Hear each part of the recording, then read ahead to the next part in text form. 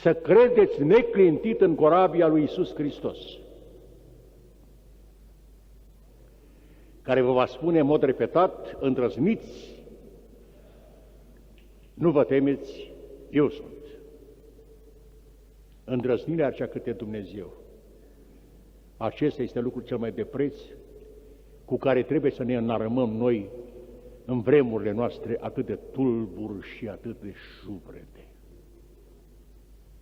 Și dacă ne vom uita în urmă în istoria bisericii, vom vedea de câte ori a fost Biserica lui Hristos zgâlțâită de valurile istoriei, și cu toate acestea ea merge înainte pentru că știe cârmaciul ei unde merge, către ce țintă se îndreaptă și pe cine are înăuntru. Așadar, iubiții mei, fiți încrezători că atâta vreme cât vă aflați în Biserica lui Iisus Hristos, vă aflați în adăpostul sigur, pentru că în pânzele ei nu bate alt vânt decât acela al Sfântului Duh. El îi ține aripile întinse, El îi ține pânzele sus, îi ține catargele falnice cu drapelul crucii sus în vârful catargului celui mare. Iar Iisus Hristos este cu noi, cârmuindu-ne către viața de veci și întreținându-ne puterile prin sfânta hrană a Euharistiei.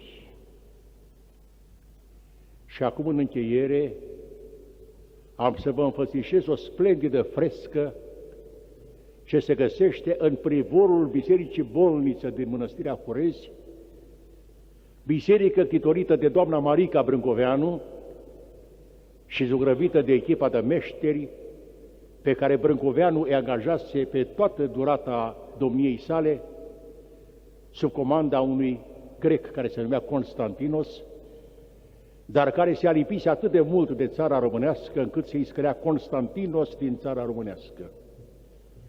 Ei bine, la această frescă este înfățișată corabia bisericii, mergând pe apă.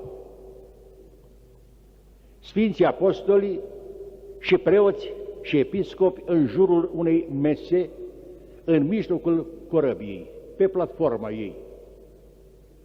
Iar pe masă, care este evident închipuie masa euharistică, Sfântul Prestol, împrejurul căruia stau arhiereii și preoții la slujbă, se găsește un singur obiect, chivotul în care se păstrează Sfânta Euharistie, pe care îl avem și noi pe Sfânta Masă, în special pentru împărtășirea bolnavilor. În față la proră sunt Sfinții Apostoli Petru și Pavel. La rame, trăgând la lopeți, sunt Sfinții cuvioși călugări. În spate la cârmă se află Iisus Hristos. Pe malurile apei, că este vorba de o apă curgătoare, de un fluviu, se găsesc mari ereziari, adică întemeitori erezii din biserica creștină, începând cu Arie, Nestorie și cu atâția alții și din vremurile mai târzii.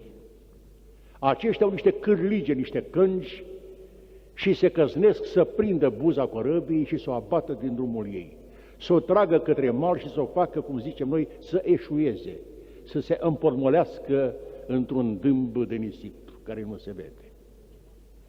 Pe de o parte, deci, cuioși și părinții la lopeți fac corabia să meargă înainte, Petru și Pavel în față, Iisus Hristos la cârmă, în timp ce schizmaticii și ereziarhii caută să o abată din drumul ei. Dar, într-un colț, se găsește un cap de balaur uriaș cu gura deschisă. Pe dinții de jos ai balaurului este un tron pe care stă Mahomed.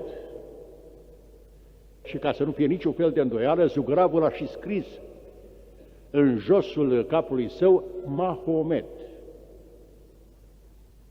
Aceasta, iubiții mei, în timp ce Constantin Brâncoveanu plătea tribut otomanilor, care mai târziu aveau să-l martirizeze.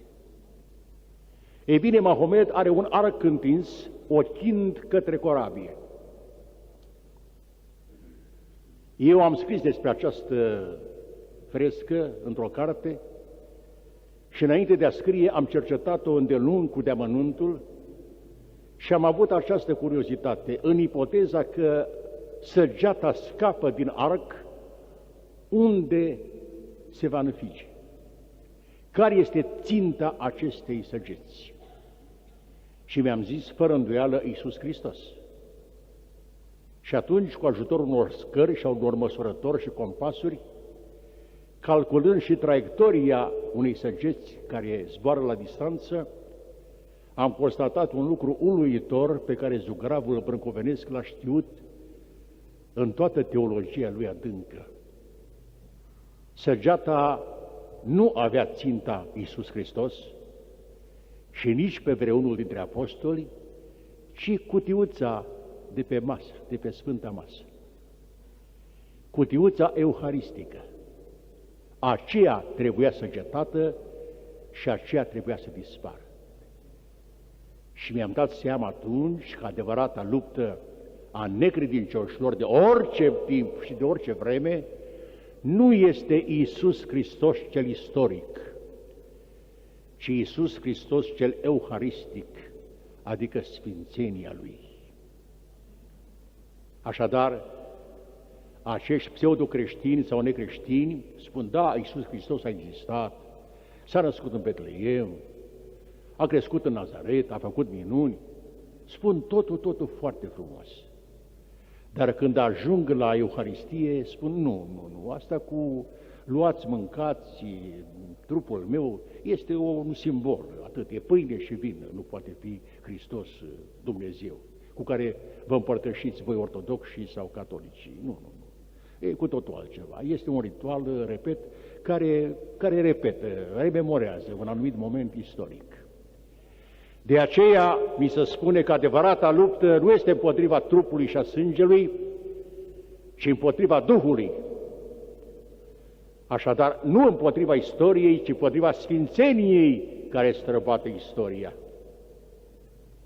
Iubiții mei, suntem în corabia lui Iisus Hristos, suntem în arca sfințeniei care străbate istoria, se căznește să o transfigureze, să o îmbunătățească, dar al cărei țintă nu este istoria însăși, ci ceea ce se află dincolo de istorie, la capătul ei, Împărăția lui Dumnezeu.